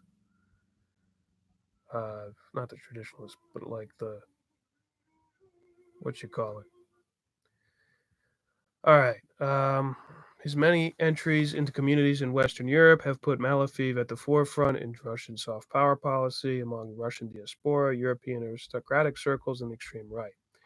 In June 2014, for instance, he financed a so-called secret meeting in Vienna to celebrate the 200th anniversary of Metternich's Holy Alliance, one of Henry Kissinger's favorite things, with the aim of recreating a pan-European conservative and pro-Russian movement. To the meeting, Malofeev sent the new right philosopher Alexander Dugin, as well as the late painter Ilya Glazunov, known for his huge nationalist and anti-Semitic canvases. And I believe that's the guy that Dyer and New Eastern Outlook, all these websites share. And if you look at some of them up on Google, you know that they're original images that are made particularly for this network of websites because those are the only websites that pop up. You can't even get a name of the stock art because it's by this Ilya Glazunov, known for his huge nationalist and anti-Semitic canvases.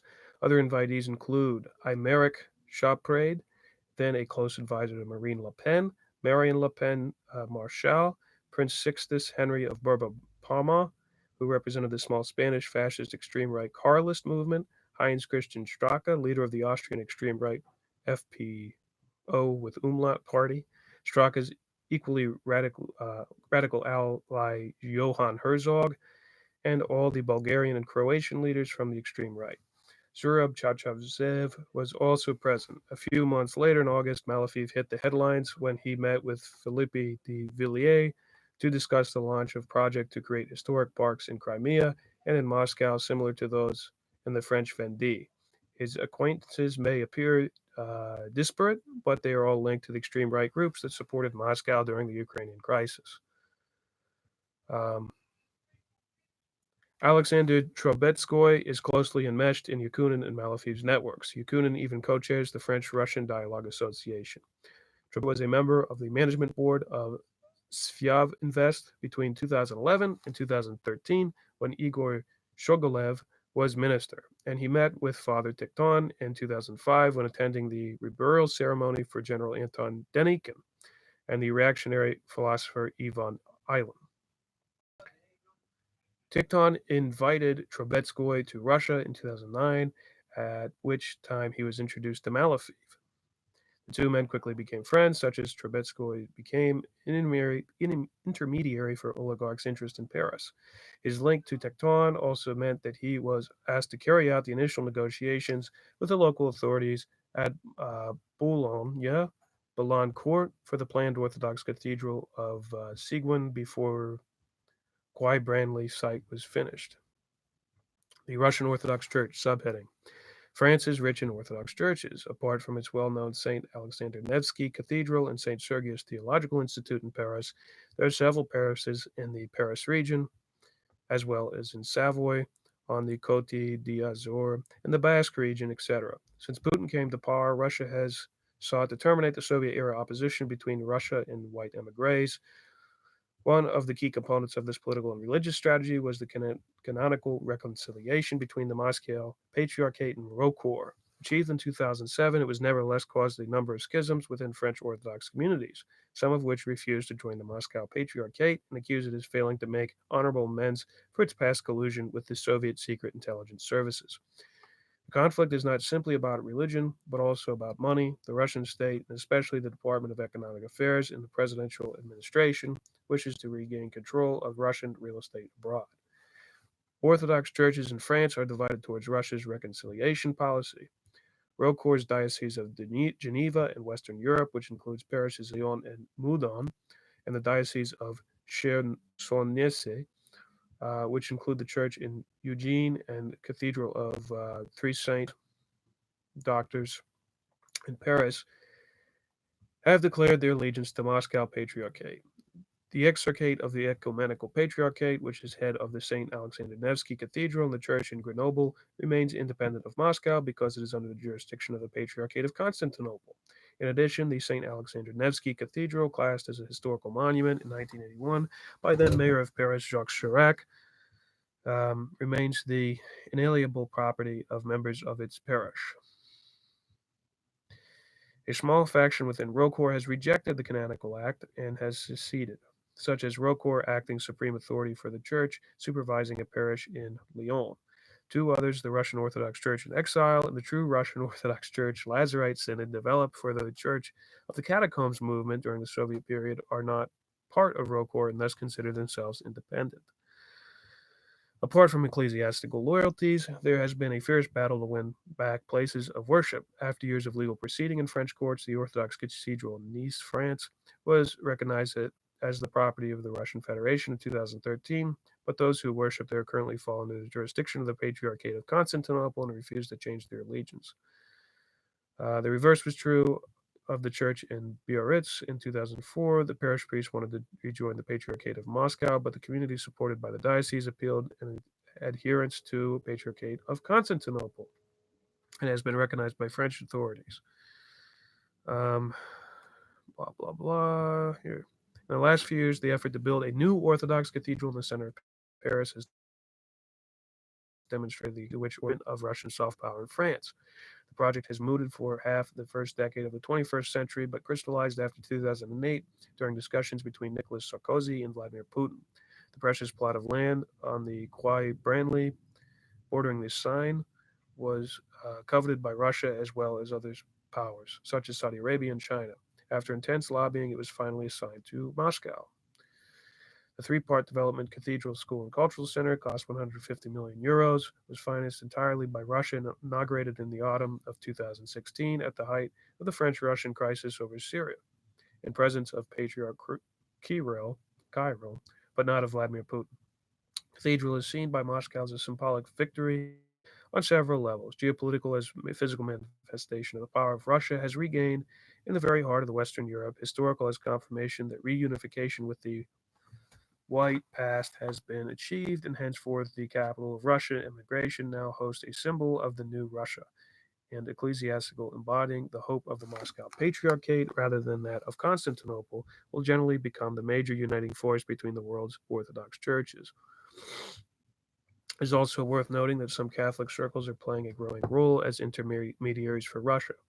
This rapprochement is partly the result of internal factors, the line of divide between reformers and conservatives within the Catholic Church, the emergence of more visible political Catholicism since the formation of the anti-gay movement La Manif pour Tous, and the public affirmation of the faith by political figures such as Francois Fillon.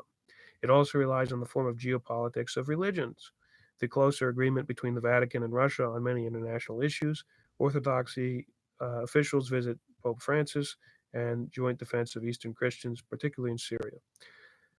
Uh,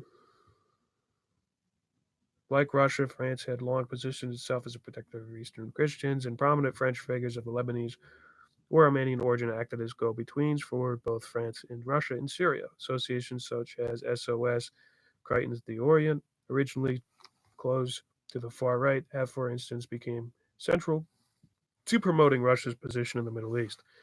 Several converts to Orthodoxy have likewise taken on the role of intermediary among them. Jean-Francois Colissimo, director of the Catholic publishing house Editions du Cerf, and Christophe Levallois, formerly of the French New Right movement of the GRECE, of Alain de Benoit, who has become a deacon of the Orthodox Church in Paris. Among those who promote Russia and France, a key position is held by publishing house Liege d'Ulm. Its late director, Vladimir Dmitrijevic, of Serbian extraction, for many years published La Luminaire du Tabor, the only journal in French to use the old Julian calendar. Religious links between France and Russia are thus deeper than observers usually notice. The Institute of Democracy and Cooperation, IDC. How much is left here? I'll keep going.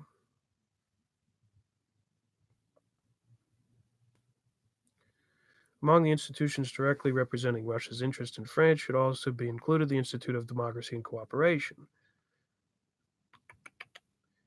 Created in 2007, it was one of the soft power initiatives launched by Moscow after the Orange Revolution in Ukraine in 2004, when the presidential administration realized that it needed to invest in creating a Russian brand and promoting its own image.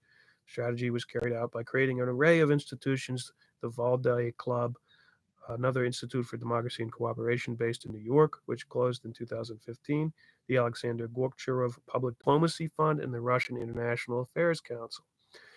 These institutions all demonstrate different aspects of Russia's public diplomacy. Boring, boring, boring.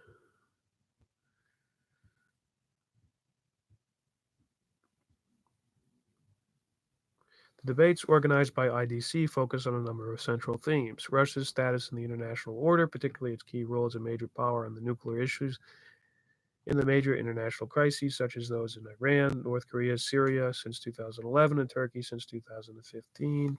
Double standards in international affairs, for instance, Western recognition of Kosovo's independence but refusal to recognize entities that have seceded from the states of the former USSR. The alliance between Catholic and Orthodox believers on the so-called conservative values of Christian identity of Europe.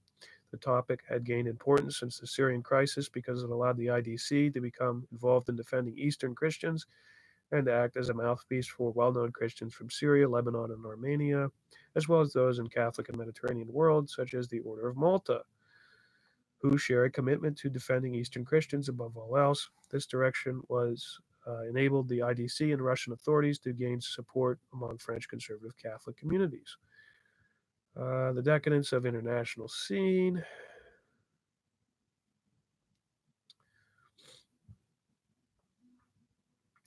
A theme debated mainly by denouncing the liberal world order, think Alexander Dugin, which it sees as a domination of the international liberal establishment over the right to national sovereignty.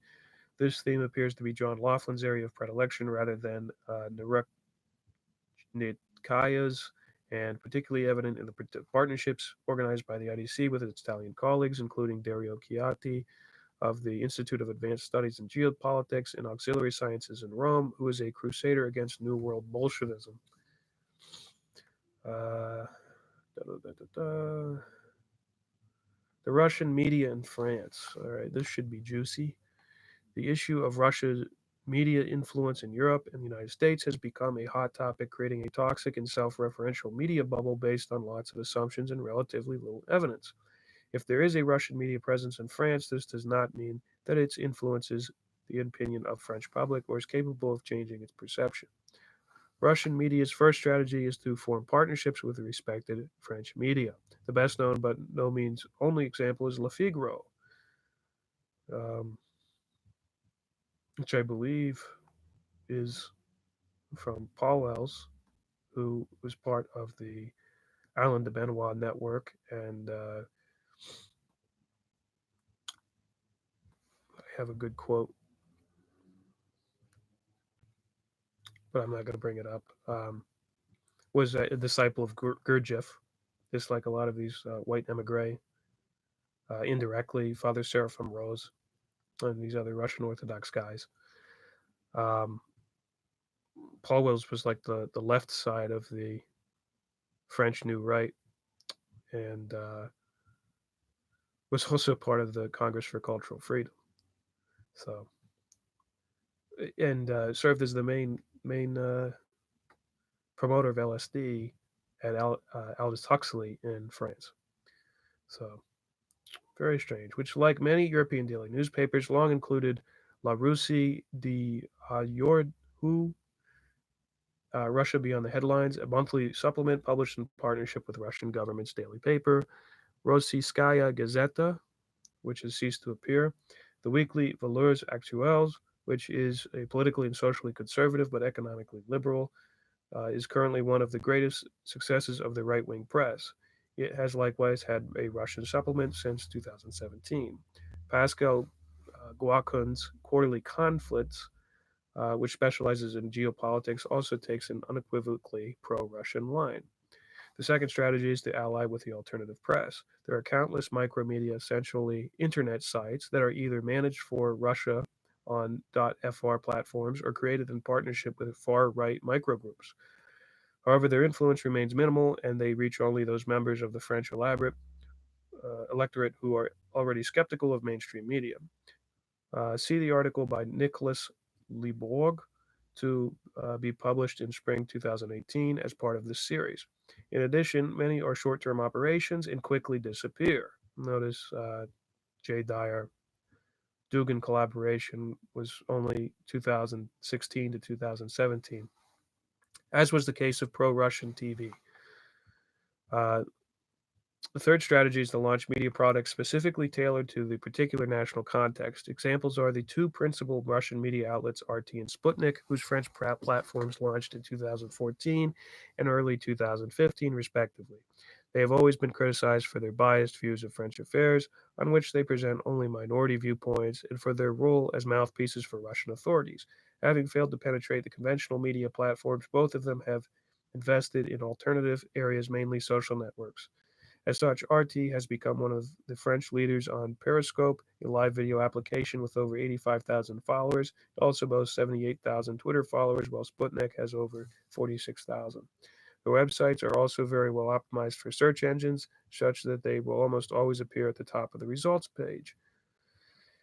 A continuous Russian news channel in French on the model of the CNN, the BBC, France 24, Al Jazeera, or CCTV has been launched at the end of December 2017 in the midst of vivid polemics. Several figures have indeed been calling for refusing RT the license to broadcast, while others have been arguing that a media cannot be forbidden on the only reason it will be biased. An early agreement with French audiovisual regulator, the Supreme Council of Audiovisual, was signed in 2015 as the regulator wished to supervise production and ensure the channel met its obligations to present a wide range of opinions. The new RT channel, with a 20 million euros budget, is managed by Zina Fedorova, who previously directed RT in France and the Russian video production agency Rupli in Berlin. The channel's ethics committee will comprise friends of Russia, including Madame Anne Gazelle, former ambassador of France, state councillor and officer of the Legion of Honor Jacques-Marie Bourget, journalist, writer Chevalier of the Legion of Honor and Knight of the Order of Arts and Letters Jean-Luc Hayes, journalist, writer, officer of the Legion of Honor and Knight of the Order of Arts and Letters, and Thierry Mariani, politician, former minister, honorary member of parliament. President of the Russian media in France prompts two questions. The first is legal. Unlike the monthly supplement, which is legal and recognized official production of Russian state, RT and Sputnik claim to be independent media outlets, although they are clearly financed by the Russian administration and should therefore be described as state media. The second is that of their actual influence, there is certainly a cascade effect with sites multiplying artificially and creating a self referential media bubble. Yet, apart from confirming the convictions of a share of the public, which is already reluctant to follow mainstream media, it is still very hard to measure any impact on broader public opinion. Research into this question shows that consumers tend to use only media that confirm their existing worldview. Media, therefore, serves only as an echo chamber with no power to influence others who think directly. That's not true at all. It's like the idea that subliminals don't work. But going on. Conclusions. Russian soft power is able to make headway in France because of the rich historical, cultural, and economic fabric uniting the two countries. In both countries, large segments of the public share values we might find defined as sovereignists, a stance present in France on both the left and the right sides of the political spectrum. This souverainisme may be expressed politically priority of the nation state over the European construction, geopolitically, ambiguous attitudes toward multilateral and particularly transatlantic institutions, economically, protectionism versus globalism, and for groups on the right of the political spectrum, culturally, rejection of immigration, calls for so called traditional values. The Russian cultural presence may be divided into a number of broad areas. The first is coordinated directly by the Russian state bodies and the Russian embassy in France. The second is that of public diplomacy, comprising business associations such as the Franco Russian Dialogue, that guarantees both generous funding and direct access to political and economic decision makers at the highest state of the, level of the state. We might also include the IDC in this category as it meets the definition of an official association in the sense that funds come directly from state institutions. The third area is that of the Russian Orthodox Church and the diaspora associations. The church plays a complex role in Russia's paradiplomacy since it has its own agenda to promote. In some countries, the church does not hide the fact that it is partly at odds with the Kremlin's decisions. In the case of France, the interests of the Patriarchate and those of the Russian authorities appear to be at a large extent to coincide. The best example of this being the inauguration of the new Paris Cathedral. Blee, blee, blue. Russian media, the objectives of which are not clearly defined, comprise a fourth group. Yet another circle not discussed in this paper, but which would merit analysis, is the set paradiplomacy, which has particularly influence over Riviera. Several known French film stars uh, and sports celebrities play a key role in branding Russia in France.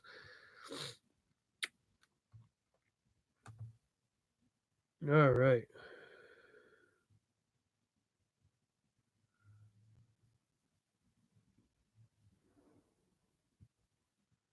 Yeah, there you go. S90 works. All right, so that's that. Coming up at the 2 hour mark. So everybody have a good night, and there's more in this series of articles and more I've collected on this issue. So we'll talk about it later. All right.